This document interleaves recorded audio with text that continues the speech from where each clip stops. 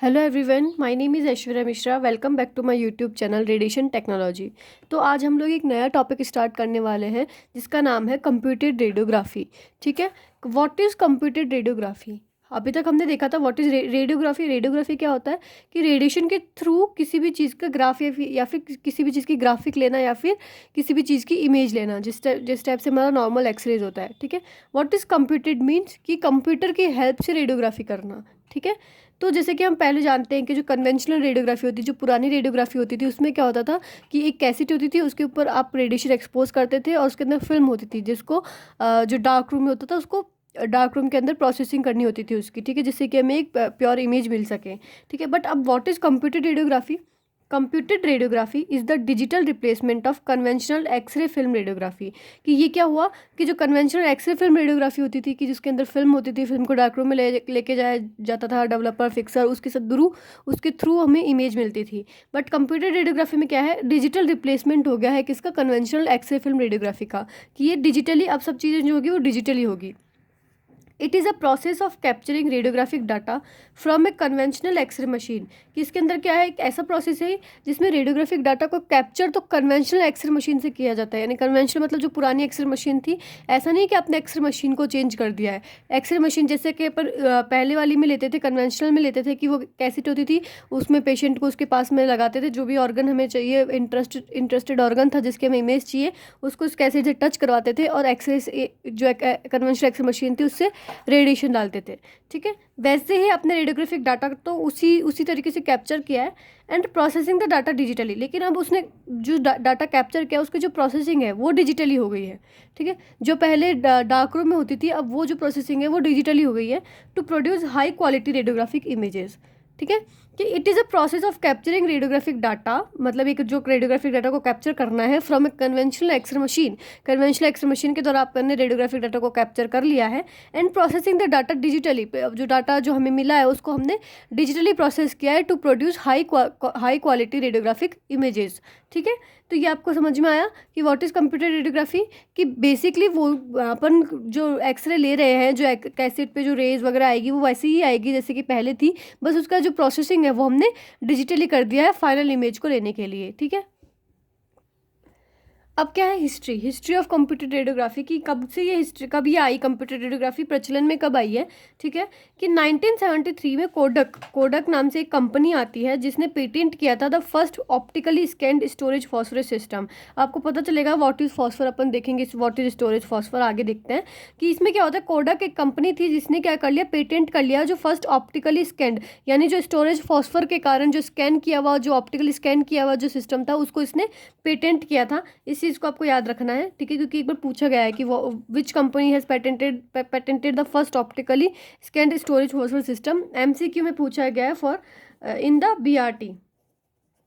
ठीक है, तो अब 1983 में फ्यूजी कमर्शलाइज्ड फर्स्ट सीआर। ये जो first optically scanned storage phosphorus system है ना, जो आपको ये बड़ा सा नाम दिख रहा है, ये बेसिकली सीआर के लिए ही कहा जा रहा है। तो जो आइडिया था, जो पेटेंट किया था, किसने किया था, वो कोडक ने किया था। ठीक है, बट एक फ्यूजी कंपनी होती है, जो आपने जिसने देखा होगा कि फ्यूजी की फिल्म्स जो होती है, एक्सरे फिल्म जो होती है फ्यूजी की आती है। फ्यूजी जो एक जापान की कंपनी है। ठीक है, तो इसने फर्स्टली कमर्शलाइज इसने प्रोड्यूस की थी CR machine.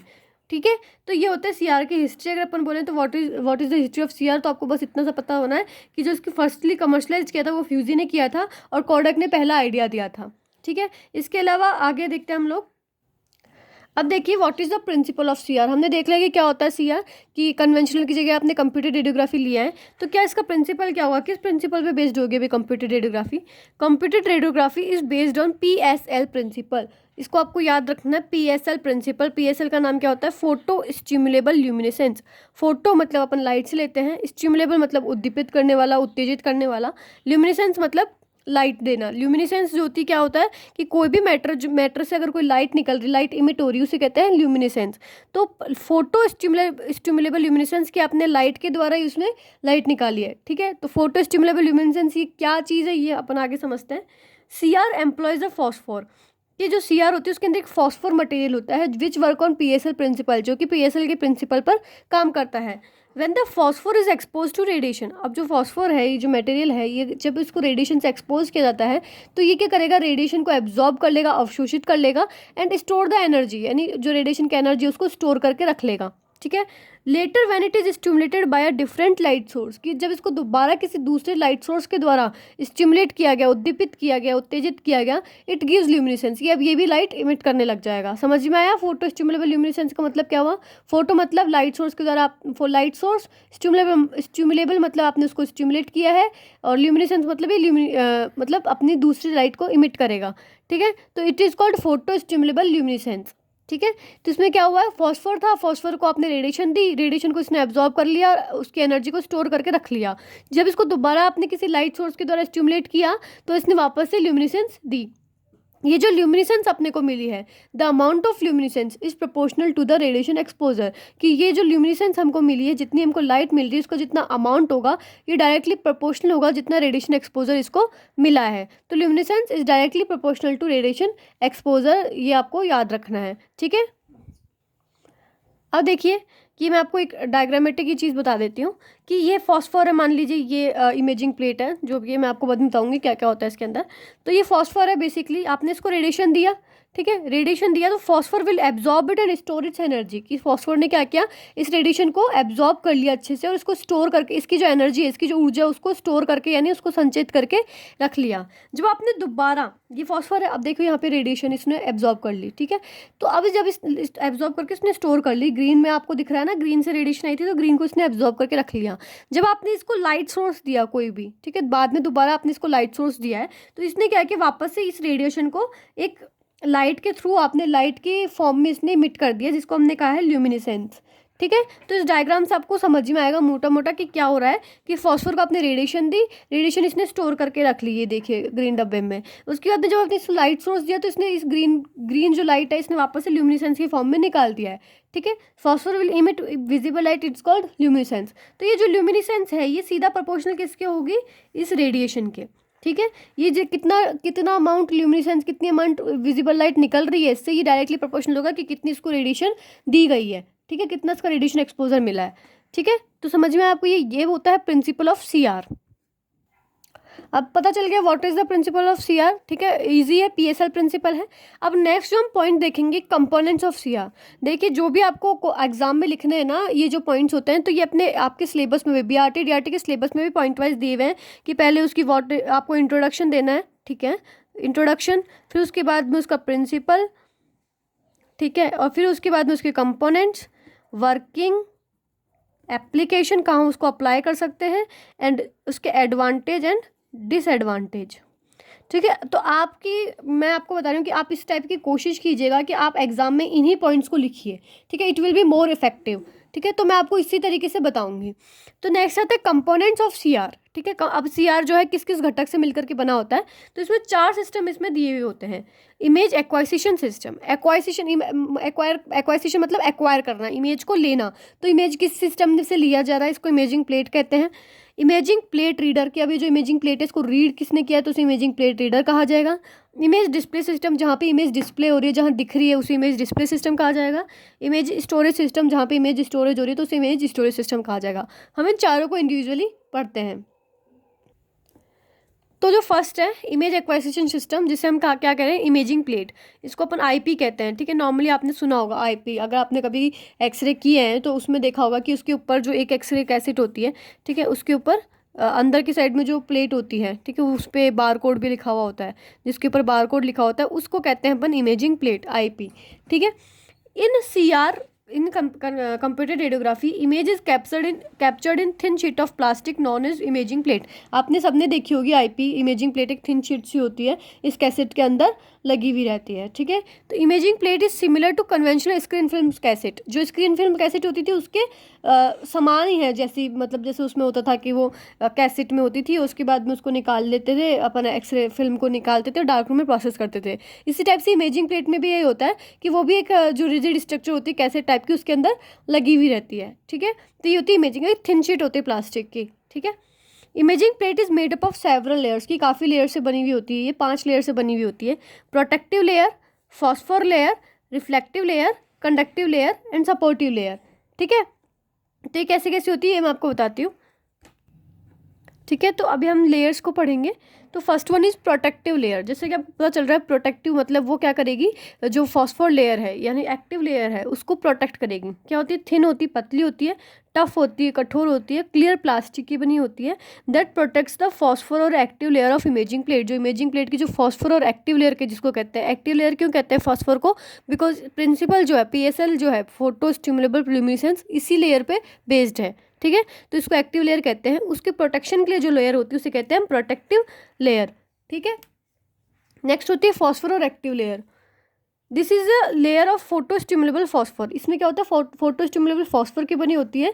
That traps electron during exposures, कि ये क्या करती है, इलेक्ट्रॉन्स को ट्रैप करके रखती है, बांध के रखती है ड्यूरिंग एक्सपोजर। ये आपको पता चलेगा कि ट्रैप कैसे करती है इलेक्ट्रॉन्स को। ठीक है, this layer has the property of storing radiation energy for a while. कि ये क्या होती है, इसमें इस लेयर में एक ऐसी प्रॉपर्टी होती है, ऐसा गुण होता है जो जिससे कि वो रेडिएशन एनर्जी को स्टोर करके रख सकती है कुछ टाइम के लिए। ठीक है, it is usually made up of phosphorus like barium fluorohalide family. Barium fluorohalide family के बने होते हैं। बेरियम फ्लोरोहेलाइड फैमिली मतलब barium BA fluoro F halide, halide के लिए हम साइन यूज़ करते हैं X, इस फैमिली का होता है। ये X कुछ भी हो सकता है वैसे तो, fluorine, chlorine, bromine, iodine.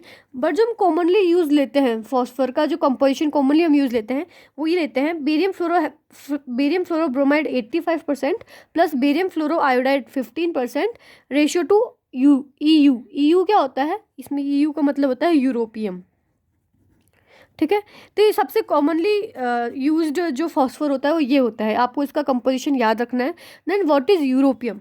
Europium is doped in barium fluorohalide crystals. ये बेरियम फ्लोरोहेलाइड के जो क्रिस्टल होते हैं उसके अंदर अशुद्धि के रूप में मिलाया जाता है क्या, यूरोपियम, जो क्या होता है एक्टिवेटर के तरह काम करेगा फॉर पीएसएल प्रॉपर्टी। कि क्या ये जो यूरोपियम मिलाया गया है वो एक एक्टिवेटर यानी सक्रियक की तरह काम करेगा। क्या करेगा ये, कि जो इसके क्रिस्टल्स होते हैं बेरियम फ्लोराइड के जो क्रिस्टल्स होते हैं उनमें डिफेक्ट, उनके अंदर कुछ सेंटर्स बना देगा, डिफेक्ट बना देगा, उनमें इलेक्ट्रॉन्स की क्षति करा देगा और कुछ ऐसे स्टेप से एफ सेंटर्स बना देगा। ठीक है, जहाँ पे बाद में इलेक्ट्रॉन आकर के ट्रैप हो सकते हैं। ठीक है, और ये कितना इंपॉर्टेंट है, ये डिफेक्ट कितना इंपॉर्टेंट है ये आपको मैं वर्किंग में समझाऊंगी। ठीक है, तो इसलिए यूरोपियम मिलाया जाता है कि europium is dropped in barium fluorohalide crystals which acts like an activator for PSL property. कि यूरोपियम को डोप्ड किया जाता है लेकिन वो एक्टिवेटर की तरह काम करता है। And create defects in crystal for trapping electrons, और इलेक्ट्रॉन्स को ट्रैपिंग करने के लिए ये डिफेक्ट बना देगा क्रिस्टल के अंदर। ठीक है, तो ये हो गया फॉस्फोर या फिर एक्टिव लेयर किस चीज़ की बनी होती है, ये कंपोजिशन आपको याद रखना है।